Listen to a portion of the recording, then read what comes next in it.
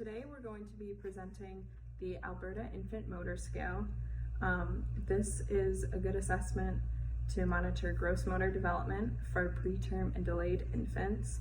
So the age range that the child would be is from birth to 18 months, and the reliability for this assessment is very high, and the validity for this assessment is good to high.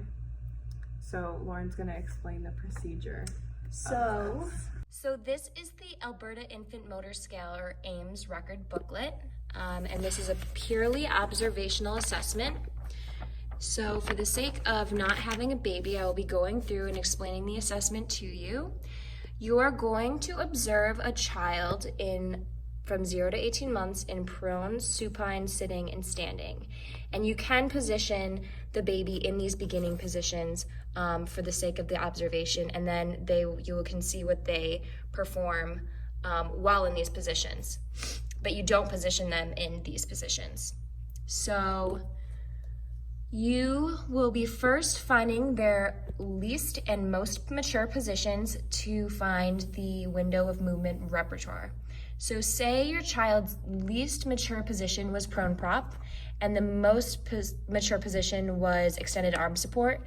This would be your window of movement repertoire.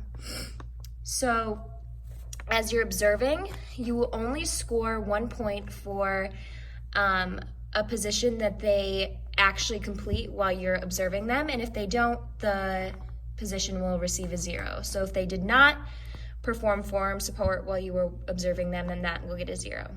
And you also are going to score 1 point for the positions below the least mature position that the child can complete.